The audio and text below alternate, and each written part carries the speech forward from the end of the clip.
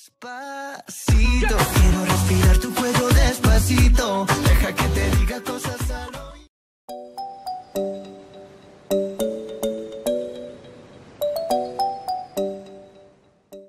Хей, здравейте, приятели! Съжалявам за звуците, които срещате отзад. Просто там е моето куче, което е сибирско хъски и е изключително добро. В момента той е в нейното дворче, женско е.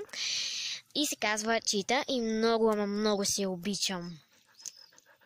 Тя е много добричка. Хубаво е, че тя няма намерения да ръба или ръфа, не знам кой как казва, моите фигурки. Чита, виж, това е моето Аполуза конче. Жребец. Харесва ли ти, Чита?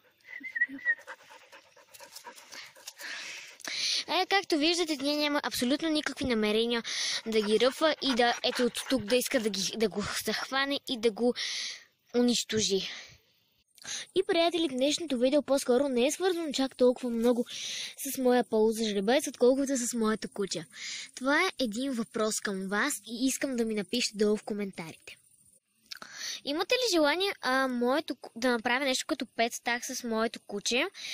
Виждате, тя е срамежливичка пред камера. Извинете, просто сега съм пуснала светкавица, понеже тази част от клипа я направих малко по-късно и се стъмни малко, но да. Аз много си обичам кучето и се надявам да се съгласите да направя пет так с нея. Може не през цялото време тя да не участва в пет така, понеже знаете, куче не може да си не уместенце. Нали, Чита?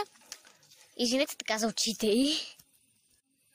И това, приятели, беше от мен и от моето мило кученце Чита. Нали, Чита?